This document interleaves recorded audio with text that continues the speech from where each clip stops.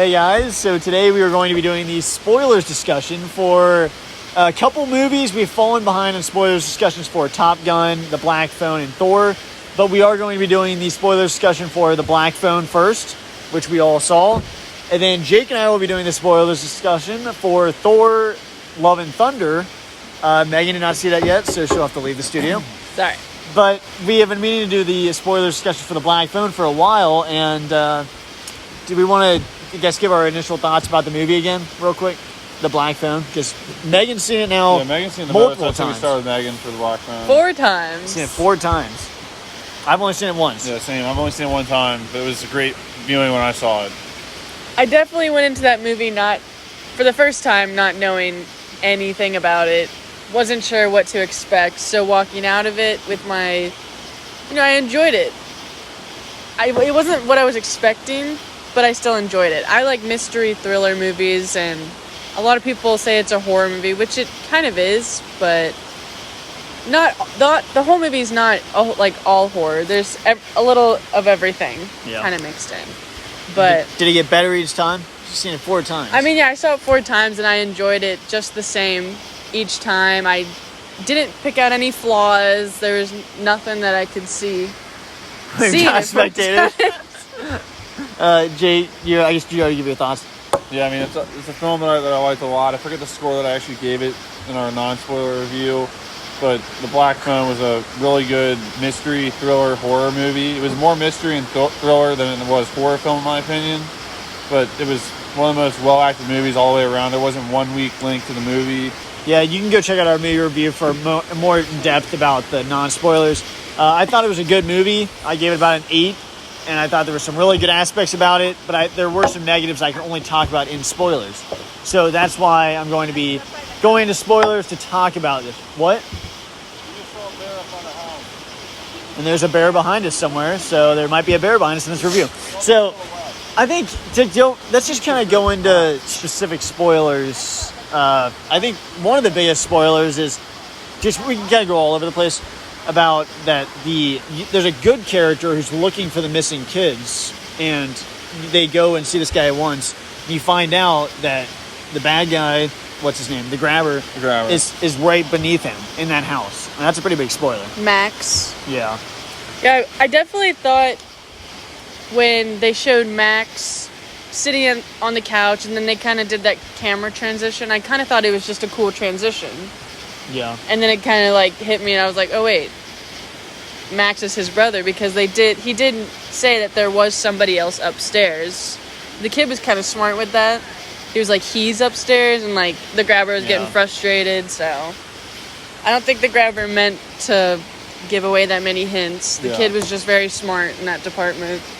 At first I thought he was actually in on it with him, and I was like, that's really messed up, because that's a really good way, I guess, to get away with it. Yeah, it's a really good cover-up for something really bad, obviously. I thought he was working with him, and that's kind of where I have some of the problems. Jake, you can go into more about this in detail, but I kind of thought, I don't know, the chances he didn't know he had the kids down there, I just don't know about that. I mean, I guess it's soundproof, but...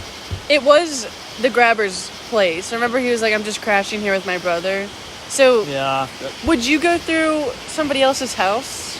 Even, I wouldn't go investigating their basement. Exactly. But here's the thing, that is probably the one area of the movie that might have been quote-unquote a weak link. I love the actor who played that. He plays Eddie from the adult Eddie in It.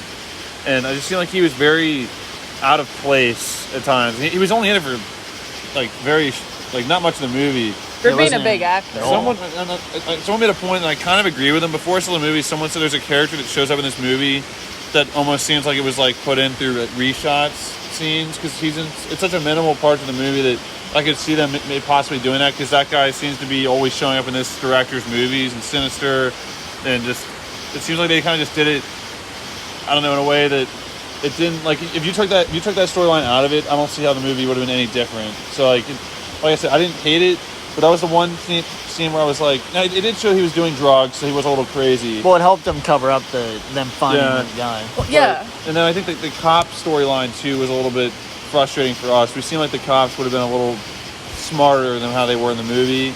when the guy's literally thinking he has all this evidence in the house. Yeah. I know he was doing drugs, but Well, think about it.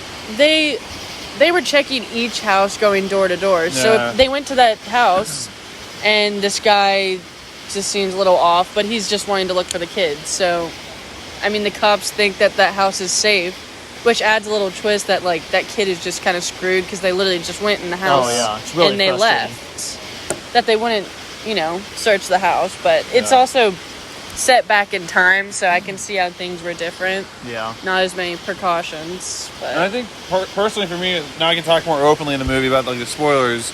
I think when I went into it, I was expecting more of a. I'm used to all these horror movies getting to like supernatural stuff. There's like a demon that's collecting souls. There's like a purpose to why they're doing something. And when we never really got an answer as to why the grabber was taking the kids, other than him just being a kidnapper, and when you think connection about with the phone. he only took the 6 kids in the movie. That's as far as we're concerned. Maybe he did more in the past, but we never heard that.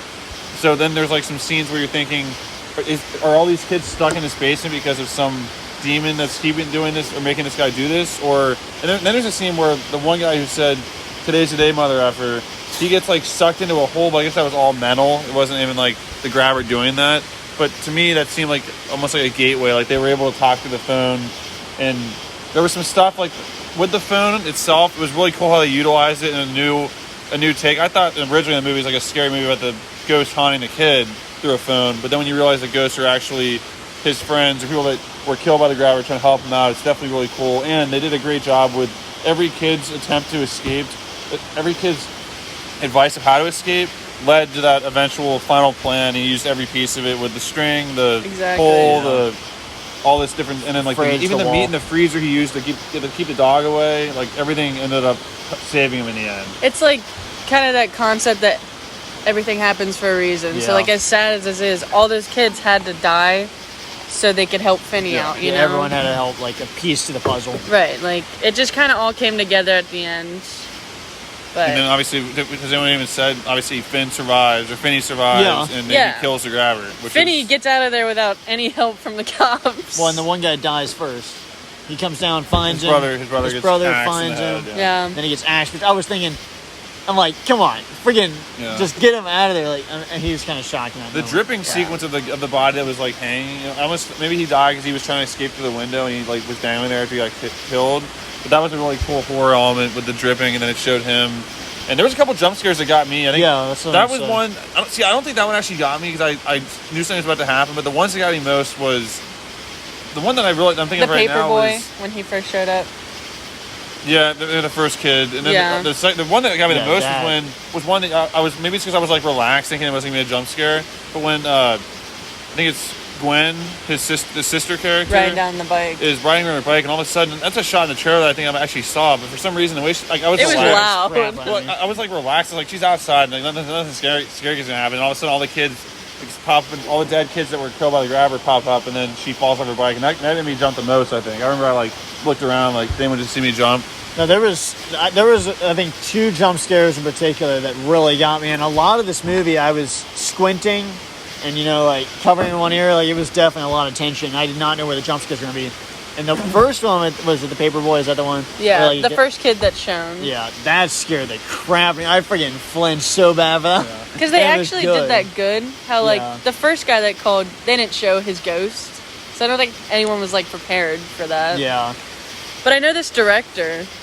He's the same director that directed Sinister and Right. other movies, but he said that he's not more of the jump scares every 5 seconds. He only does a couple that he knows is going to make people jump. So he's like confident in his jump scares. He doesn't have to put like 10 million in. I think that's true, yeah, with Sinister, because I think the way they shoot that is like more the scary, Yeah. revealing stuff, not as much of the jump There's scares. a lot of jump Yeah. scares in Sinister though. Yeah, but like the way they Obviously, the the way they freaking reveal falls out like of the the ag is a faces jump and scare. stuff, that's more like that's not really a jump scare. But the thing Like is, the why don't attic we just scene. get into the biggest thing, just so this doesn't go too long, and we'll probably go into Thor spoilers.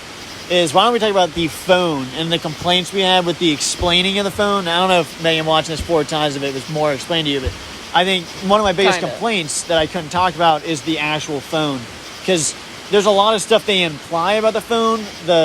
Grabber gets mad at the kid for using the phone, but he says it's broken, and then he maybe hears it at the Why end. does he keep it in there? He does. Yeah, like, so if he hears it at the end, and like, it's interesting because if he doesn't want him to use it, he obviously knows it works. But then what's the relationship between him and the phone?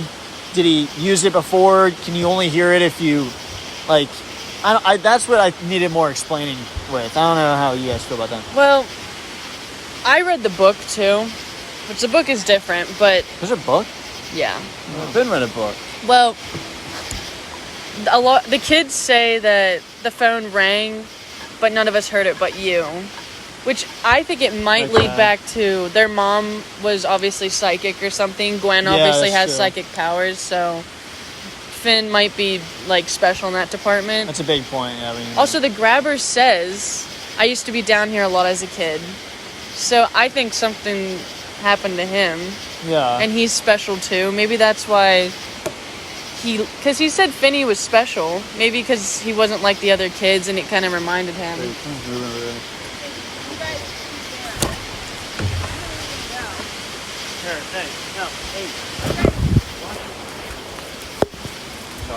Where? Where are you lying? No. Like, I saw things moving, and I saw it walking right there. Right there. Hey, here he is. Continue this mirror. Oh my gosh. He's got to climb the fence. Hey, it's really up there, man. Here? He's going up the hill.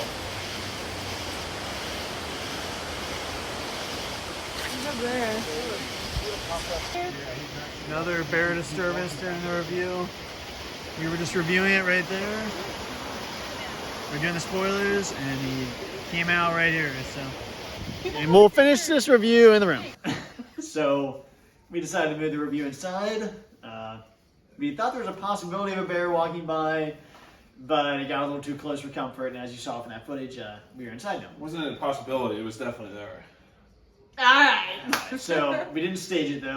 But basically, we're gonna wrap up our final thoughts about the Black Phone, and then Megan's gonna leave, and we're gonna talk about the spoilers for Thor. She's not seen it yet. Is there one I said the biggest spoiler is I was glad that the movie ended on a positive note in a way where Finney survived. He came up with a great plan to not only escape but also kill the Grabber, and it does button it up in a pretty good way. Even if there is some things I wish they would have expanded on more, and maybe that means I just need to look into the books or something more to figure out more details about it. But yeah, I would say it's a really great movie, and it's one that you definitely need to check out.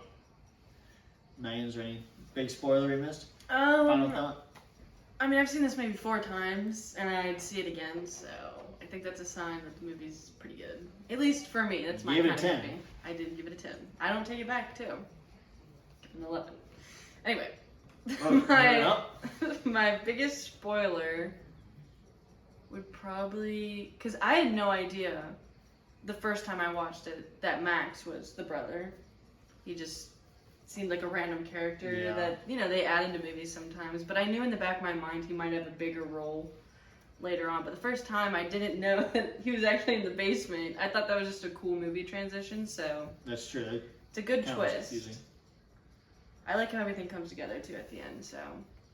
Yeah, I thought it was like I said, it was a good movie. I think a spoiler, I still, like I said with my review, I couldn't talk about a lot of stuff in spoilers. I think the main spoilers were that there were some character decisions, or that there should have been more explaining with the Black Phone. That was one of my big spoilers I couldn't talk about the actual, what it was, where it came from, that kind of stuff. And then other character decisions, which I'll just mention real quick, that the main character gets out of the house and is running, and there's a character that like turns on a porch light and hears something and then turns it off, and that was one moment where I was like, okay, you've had 5 kids disappear here. Yeah. You definitely would have went outside to hear what it freaking was. You just had 5 kids get kidnapped. Yeah, that was frustrating. That was the one spoiler scene that I couldn't talk about in the regular review. But now, Megan, thank you for joining us, and we're going to start the Thor spoilers discussion. Megan? Okay. And lock those doors and shut both doors. So now we're getting into the double feature here. Now we are going into Thor: Love and Thunder, which we reviewed a couple days ago. This is definitely a mixed bag for me. There's a lot that I walked away from. But no, there was a lot that I walked out of thinking Man, I don't understand that decision, and just some things that I really, the more I think about it, I was very disappointed in a lot of things about this movie because after Thor Ragnarok, I loved the character of Thor. Chris Hemsworth, probably my second favorite actor in all of Hollywood. The thing that I walked into it, I feel like I was disappointed in a lot of ways. One way that I was disappointed was I was expecting way more Guardians involvement, and ended up getting like a 5-minute kind of montage at the beginning, and then there was a couple good scenes, but then they're just gone. And the marketing really kind of screwed you over there because they make it look like every TV spot shows them walking in like a fireboss shot. And that's like literally that's the whole shot. There's nothing more to that. Yeah, I wanted to mention that real quick because that's the thing I said about false advertising.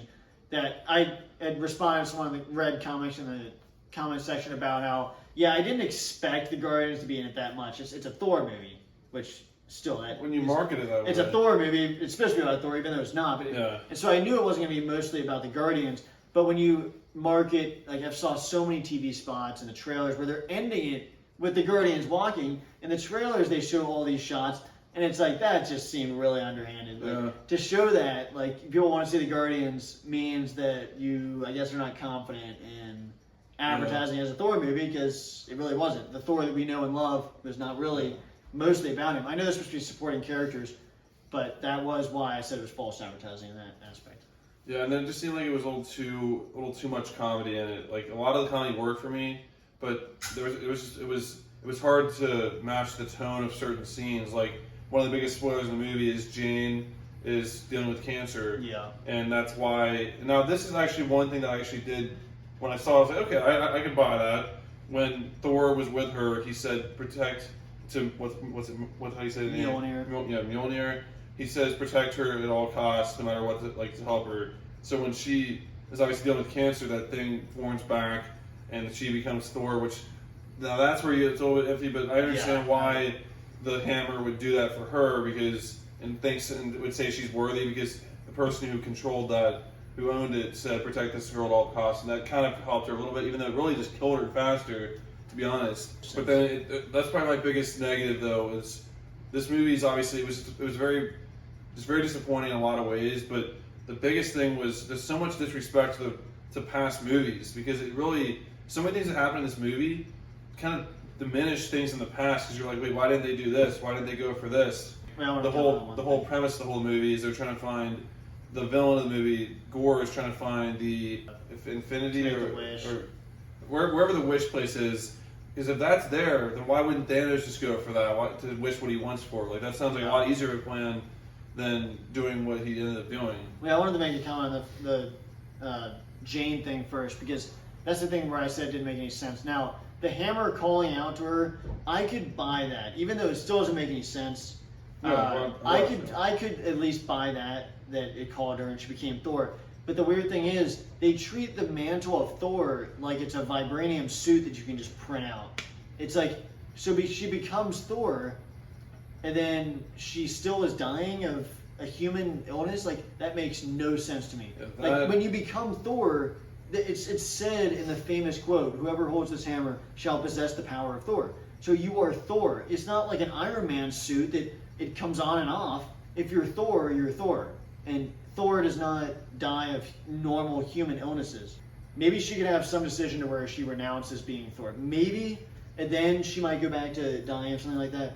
But if she's Thor, then she should be invincible from that kind of stuff. But I also don't buy that she would be able to fight as effectively as Thor. I understand her getting the powers, but that doesn't mean you automatically know how to throw the hammer back and forth. It kind of diminishes the powers that Thor has because he's been doing this for so many years. And all of a sudden she just does it perfectly, but almost better than he did. It's like, really, is that really how that would happen? And she knows how to attach each little piece. Like all the things that were going on, this is like, it takes away from just how cool Thor is.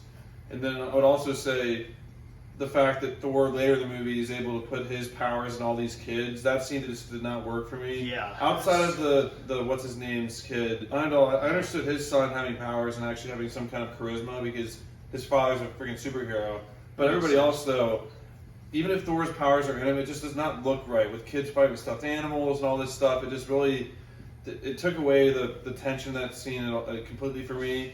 And it also makes you think, why didn't Thor put his powers into everybody in Wakanda and there'd have been no issues at all? Or the biggest thing too, if Mjolnir is able to be put back together like that, then why in the world would that not have happened when Thor needed it in the first one in Infinity War? Because if that was the case, Thor would never have gone to another place to create that next thing, and he would have been able to just fight one-on-one immediately. And it's just like a lot of things. It's just like, why did they have to go that route? Because they didn't have to go there. They didn't have to go there. Major problem about how she knows how to do that. And then, like you were just mentioning, the Heimdall's kid taps into his powers, but then he doesn't really know how to use them. Remember, that was really well done. Yeah, that was good. Because he sees him, but then he's like, I don't know how to bring you. Like, he didn't know how to do the powers really, and so that was well done there.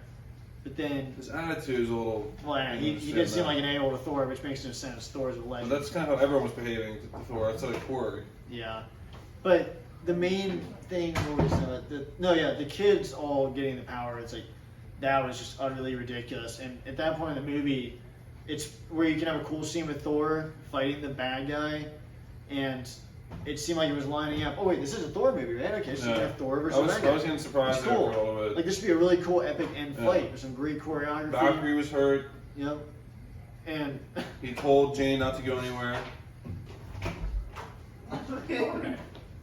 it could have been a really cool end fight because you have Thor and the bad guy. Boom. He's saving the kids. Pretty simple plot, right? Well, no. Now And it's Jane everyone's comes back becoming with Thor. the kids fighting. I And know. it's just, Jane comes back. All the kids have the power of Thor, and it's like it makes zero sense. Yeah. And it really would have been cool to see the main characters fight, and seeing all these little kids just throwing lasers around and fighting with stuffed animals, and that just totally killed it for me. That and I was also not. think this I did not like that. the movie itself is almost like, in my opinion, I mean, there's people that disagree with me, but it's almost like they disrespected the character of Thor in a lot of ways. Because throughout all these movies, the 3 movies that he had, his 3 solo movies and all the group movies, like his character was growing and learning how to like handle his powers and become more mature. And like he's always been funny, but he like grew into like someone that, like, I don't know, it seemed like he knew what he was doing more and having more like leadership inside of him. But then this one, it's almost like he takes 10 steps back and is acting way too silly, which I like him acting silly, but almost to the point where it's like he doesn't know what he's doing. Like that first fight scene's super cool. Yeah. But then wasn't that a whole movie in the past where he had to learn how to like fight without taking out other people and stuff? And Yeah. like he destroyed that one like weird group's like main castle, which is funny, but it's like it makes him look like a joke because everyone's like this mistreating him, and like Valkyrie's always talking down to him, and she does that to everybody, I guess, except Jane. And just everyone just was talking to him like he's this like little kid. He's freaking Thor. Yeah. Like he should be. He's one of those powerful things, if not the most powerful superhero in the entire MCU right now, as far as the good guys go. And everyone's just talking to him like he's some joke because they make Thor like look like a joke in this movie in a lot of scenes. Which, like I said, he pulls the comedy off perfectly. But there has to be a give and take to that where he's also. They did give him some scenes. Like don't but bow then, down to his feet every scene, but also don't. But the scenes where they do make him be like they're actually respecting him, it's so far and few between, and then they immediately cut away from him by throwing a joke in there. It just takes away when someone like Valkyrie is able to fight a level threat that's Thor. I know she got stabbed. It's like there has to be like levels and tiers, and Thor is not in the same tier in my opinion as Valkyrie. Yeah. Am I wrong about saying that? No, that's very accurate. I mean, it's pretty evident that Thor. I mean, I didn't think he got disrespected in this movie as much as Doctor Strange did in the last movie. I felt that was more egregious, even though it's definitely still there. But I think the thing about like other movies, when you get towards the end of the movie, there can be different characters thrown in there. But even like Thor Ragnarok, the end of that movie, they give Thor such an awesome like build up and ending scene where he's fighting, and yeah, it's kind of complicated with what happens at the end. But they give him an awesome scene where he's taking people out and has the spotlight. It's a freaking Thor movie, just like Wonder Woman has Wonder Woman fighting at the end. Is there like 3 other superheroes that come out at the end? No. So Yeah, it definitely really had a chance. Perfect build up to that point, even though there's a lot of mistakes. But at least it could have made up for it with a really good fight scene at the end, and still messed that up. And unfortunately, that was some of the biggest negatives. And Wonder Woman is also a good example because she had a team up the entire time, but Yep. then when it came time to her moment at the end, it was her moment. No one else stepped in. Steve Trevor didn't. Obviously, he did something, but he did his own little storyline. He didn't. She come was in, still the standout. He didn't come in and kill Ares. Like this one, it's almost, I'm noticing a disturbing trend here in the MCU in the last 2 movies. The last movie was called Doctor Strange. This one was called Thor. And remember Doctor Strange at the end, doesn't take out the villain on his own. Jack. He actually has a cool scene, but then what ends up happening is some brand new character that we don't even know about comes in. And what's her name? Comes America. in. America Chavez or whatever the heck her name is.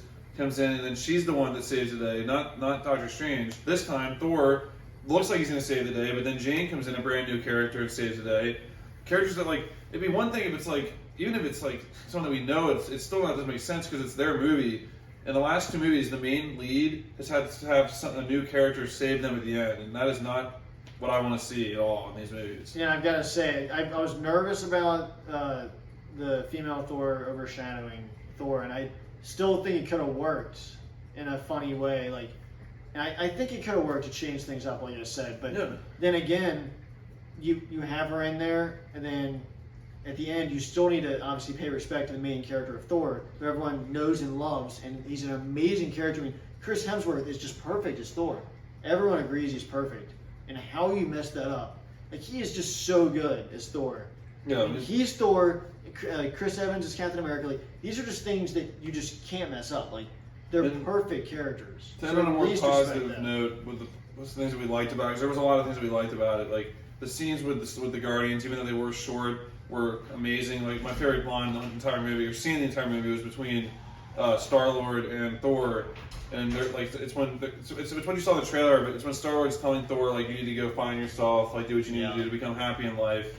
And Chris Pratt's a great actor, so once again, I had major props to him for just being amazing. But the way he said it, he was like, there was multiple lines. He said, like, you need to find a way to, like, feel crappy about your life. And then he also said, before he left it, Thor was like, as my parting gift, I'll give you this ship, and it's literally Star-Lord's ship. And he's like, crew. And then as Star-Lord's like saying, "Wait, you're giving me my ship?" He's like, "She's all yours." And then he's like, "Yeah, the crew. I don't see you hard, but I think you'll get to know them and you'll love them a lot." And so, I mean, his entire crew, and there's an amazing, really funny scene. Another one I wanted to say was when Jane's trying to come up with her, like, catchphrase. Thor gives his, and he's like, his was "This ends here and now." And I was like, the way he said that, like I said, Chris Hemsworth is Thor. He does a great job in the role. So it's hard for him to do a bad job. He didn't do a bad job at all in this movie. It's just how they treated his character, which is what frustrated us. But that was a great line. And there's some other ones where, like, Thor's was getting, like, he was mad that Mjolnir is not with him anymore, and then, like, he still has the other one, and, like, he jumps out of that one building and lands, like, really far away, but, like, you still hear him talking from far away. It was funny. I think that was the issue with. I think that's why Thor Ragnarok is so much better than this movie, because Thor Ragnarok had really serious scenes, but they had enough serious scenes to make the funny ones funny. This one, they never took a break, so it gets to the point where it's old. Like, if you just give Chris Hemsworth a couple, even one serious scene, and then a funny line, it's hilarious. And that's what they did in the last one. But yeah, I guess, should I bring up the funny line with the Sif? Yeah, so Sif makes an appearance in this movie again. The other characters were kind of dead. But there was a funny scene where, what's his name? Gore, Gore?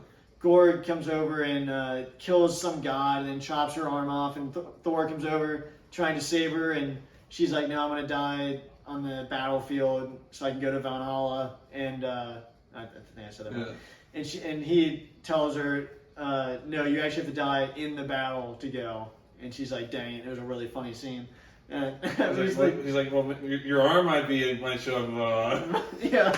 He says her arm might show up. That's really funny. That's a good example. It's like, that should be a really serious scene if she's actually dying in the battlefield, which I don't know if she was or not, but literally, like, he's making a joke. Once again, that's where there was just at least one serious scene that left a really funny one. Kills Korg, I thought they killed Korg off in this movie. Surprisingly, his head was there, and I guess his head did grow back, and there was a very disturbing development at the end of the movie, but we won't go there. Actually, that was a funny scene, too, when they were showing Thor and Jane, that kind of stuff. They did a good job with the flashbacks and callbacks with them. Yeah, there were some funny scenes with them, like, showing their relationship growing, and that really worked well for me, because I didn't really watch Thor 1 and 2 all the way through that much, so seeing that really gave me some context between them. But there was a great argument where, like, obviously Thor's a freaking god, so, like, him arguing that humans, like, ridiculous in the first place. He's like, I forget to clean all this crap out. He's like, it's 2 plates! there was some funny things. And then when they're watching a movie, Thor like picked up his freaking Mjolnir. It was like a horror movie. Like there's some really funny scenes there. Seriously, honestly, most of this movie is kind of forgettable. Sadly, it's forgettable. I've already, and like I said, I've kind of slowly losing faith in the MCU through these last two movies because of what you were explaining. Yeah. Because we saw this movie on a Saturday because our disclosed friend told us. I mean, I'm usually always seeing these movies opening day, so I'm really hoping that they make these movies that they can focus on the characters. But sadly, the only way that's probably going to happen is if we stop seeing the movies. But I don't like to be on the negative note with these movies, but I really like to see good movies that focus on the characters and don't disrespect characters and do this stupid crap we've been talking about. But is there any other spoilers? I think we covered most of them here. Obviously, Jane dies at the end. Gore ends up deciding. Gore ends up actually choosing to not. Apparently, even though Thor and Jane beat up Gore, he still actually gets to the wishing well thing, and he chooses to like basically swap lives with his daughter, who died at the very beginning, which was powerful. And he did a good job. I should know his name. The guy who plays Batman, Christian Bale. And, all right, that's actually one thing that we disagreed on, just to show that we're not always on the same page. The very ending of the movie, I actually bought the new like father role with him and this little girl who's Gore's daughter. And apparently, if this is true or not, I'm not sure. But apparently, that's Chris Hemsworth's actual daughter in real life. Because it's not like it's a real human, like it was whatever Gore is, and just like him training her. And I actually bought that a lot, and I did enjoy that to a certain degree. Obviously, I'd rather Thor be on his own, but I actually did enjoy that premise, and I think Thor's hilarious with anybody. I mean, he's freaking funny with a random guy named Daryl in the short films who actually shows up in this movie. But I actually did like that ending of the movie, and I look forward to seeing those two working together in the future, actually. Yep. So we don't start a long argument, the last thing I want to say is that I did think that last scene, the reason why I was questioning the scene is because the girl, I know she's not a normal like human, but she's carrying a friggin' Stormbreaker that's like the size of her. Yeah. And I've had a problem with The Walking Dead, some shows, like little kids holding guns and firing them. And so that's why I had a big problem with that, but we're not going to get into that right now. At the end of the day, I gave it a 6 out of 10. You gave it a 5.5 out of 10, right? Yeah, I think so. And this was our double feature spoilers discussion, a really long video. These might be separate videos, I don't even know. But hopefully you enjoyed, and hopefully you enjoyed the bear encounter right outside. Yeah. Some interesting content from Movie Mania. And we'll wrap it up. Yep, thanks for watching our spoilers discussion of The Black Phone and also Thor, Love and Thunder. Let us know in the comments what you think about both those movies. And what is the next movie that you're looking forward to here in 2022. Thanks for watching, guys, and we'll see you guys in the next video. Bye, guys.